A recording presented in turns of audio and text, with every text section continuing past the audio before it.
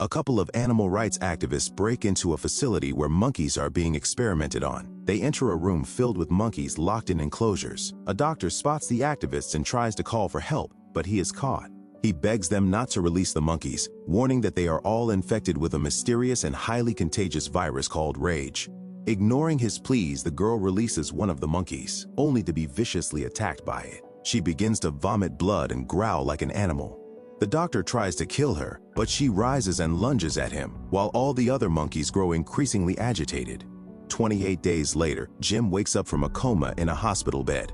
He gets dressed and looks around, only to find the entire hospital deserted.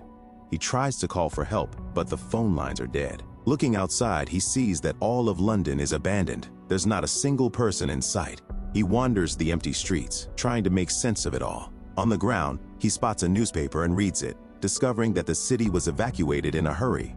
Jim wanders into a church, only to be met with a horrifying sight of countless dead bodies scattered across the pews. Disturbed, he calls out to see if anyone is alive. Suddenly, two men rise and stare at him with blank, lifeless expressions. Creeped out, Jim slowly backs away. Just then, a door creaks open, and a priest enters. Jim calls out to him, but the priest doesn't respond. He only growls and moves with a strange possessed intensity. As the priest approaches, Jim, now terrified, strikes him in self-defense. But the priest quickly gets back up and begins to chase him. More infected people soon appear and join the pursuit. Just as Jim is about to be caught, a group of survivors rescues him by hurling Molotov cocktails at the infected. They then blow up a nearby gas station to wipe out the remaining attackers. The survivors lead Jim to their refuge, where they introduce themselves as Mark and Selena. Jim explains that he was a bike courier who had been in an accident, and when he woke up, the world was in ruins. Mark and Selena tell him how the virus spread with terrifying speed, overwhelming society in days. Not even the government or the military could contain it. Worried about his family, Jim insists on searching for them. Mark and Selena stop him, offering to go with him in the morning when it's safer.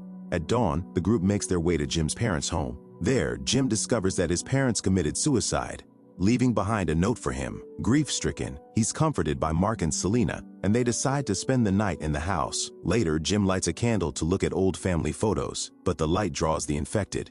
They break into the house and attack Jim, but Mark and Selena arrive just in time to save him. During the chaos, Mark is bitten. Without hesitation, Selena brutally hacks him to death before he can turn. On their way to safety, Jim and Selena notice flashing lights coming from a building and decide to investigate. Inside, they're suddenly ambushed by a group of infected. As the creatures give chase, a man in riot gear appears and single-handedly takes them down, saving the pair. He introduces himself as Frank, and with him is his teenage daughter, Hannah.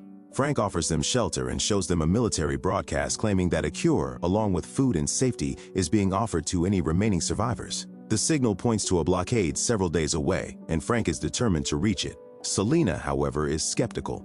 She questions whether the broadcast is even real, or if the military are still alive at all. With no other choice, the four of them set off in Frank's cab, bringing along all the supplies they could gather. Eventually, they reach a long, dark tunnel. Jim hesitates, worried about what might be lurking inside, but Frank insists on pushing through. The drive is rough, and disaster strikes when they get a flat tire. While Frank changes it, they're suddenly attacked by Tunnel Rat, and soon after, the infected appear, and they quickly change the tire just in time to escape. The group arrives at an abandoned supermarket where they gather supplies. Afterward, they spot a fuel truck next to a diner. Frank stops to refuel while Jim checks the diner alone. Inside, an infected child ambushes him, and Jim beats it to death. Shaken and guilty, Jim returns to the group, not mentioning anything else he found. After days of travel, the group finally arrives at the military blockade, only to find it completely abandoned. Frustrated and heartbroken, Frank kicks the gate in anger. As he does, a drop of blood from a nearby corpse falls into his eye, infecting him. Hannah rushes over, confused and worried, but Frank, already starting to change, shoves her away. His behavior becomes erratic and violent as the infection takes hold. Realizing what's happening, Selena grabs Hannah and urges Jim to kill Frank before it's too late. Jim hesitates, frozen in shock, but as he prepares to strike, a gunshot rings out. Frank drops to the ground, shot in the chest by an unseen soldier. The military has arrived.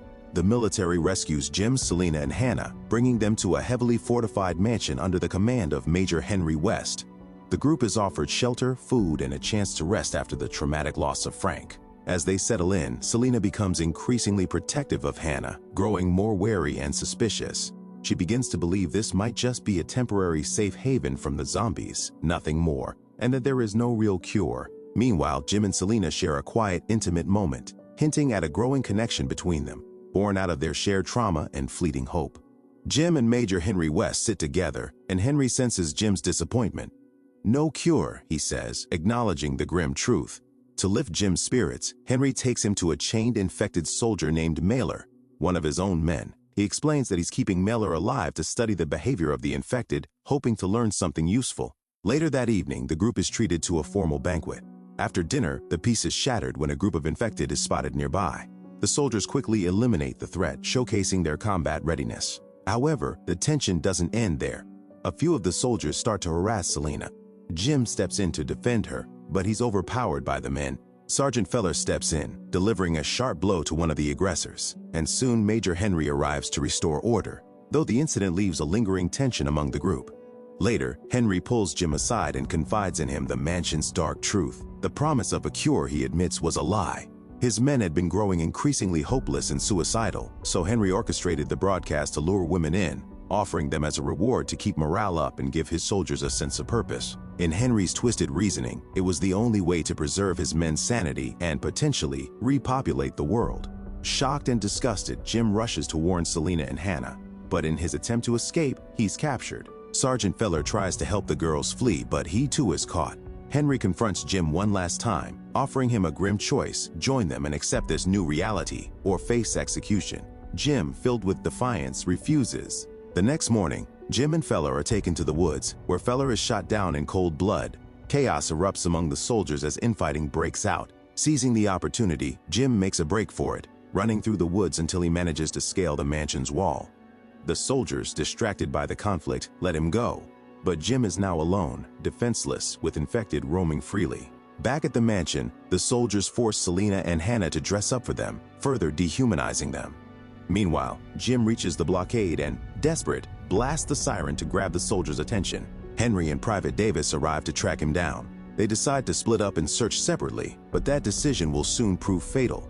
Jim ambushes Private Davis, catching him off guard and killing him. When Henry returns to the car and finds Davis's lifeless body, he tries to start the engine, only to realize that Jim has cut the wires. As Henry scrambles, the infected suddenly appear, rushing toward him. He fights them off with gunfire, then makes the decision to walk back on foot, aware of the dangers that now surround him. Jim makes his way back to the mansion and shoots the chain holding Mailer, setting the infected soldier free, who quickly rushes inside. Meanwhile, in the hall, the soldiers are gathered, guarding the girls to prevent their escape, eagerly anticipating the big night. Private Clifton, standing by a window, is suddenly attacked by Mailer and gets infected. Seeing their chance, Selena and Hannah make a run for it, but the other soldiers quickly chase them down. In the kitchen, one soldier tries to shoot Mailer, but Private Clifton jumps on him and infects him too. Jim uses the chaos to his advantage. He sneaks up and kills Private Jones with a bayonet. Then he begins searching for Selena and Hannah. As Selena and Hannah are being moved to a safe location, they get separated in the chaos. Selena is being escorted by Corporal Mitchell when Jim catches up to them. Taking him by surprise, Jim disarms Mitchell and slams his head against the wall. With relentless fury, Jim pins him to the ground and kills him by gouging out his eyes. Selena quickly grabs the machete to decapitate Jim, but upon realizing he's not infected, they embrace each other. Suddenly, Hannah strikes Jim from behind, believing he was attacking Selena. Selena quickly stops her, explaining that Jim is still human. The three decide it's time to escape immediately. Henry finally arrives to find several of his soldiers dead and others infected, and rage floods through him. As they reach Frank's cab, Henry is already inside, waiting, seething with rage over the deaths of his men. Without hesitation, he shoots Jim in the abdomen. Thinking fast, Hannah slams the car into reverse, speeding back toward the mansion gate. At that moment, Mailer appears. He drags Henry out of the car and violently kills him. With no time to waste, Hannah helps Jim and Selena into the car and drives through the mansion gate, fleeing toward safety. 28 days later, Jim wakes up in a bed with his wounds bandaged up. The three are living in a cottage in the country. The infected also seem to be dying of starvation. Selena sews up a large cloth banner with the word "hello" to ask for help. Soon a plane flies by and spots the banner. The three are relieved that after everything they are saved, and the story ends with hope. What would you do if the world ended while you were asleep? Don't forget to like, share, and subscribe to stay hooked on more dark, twisted tales that will leave you questioning everything.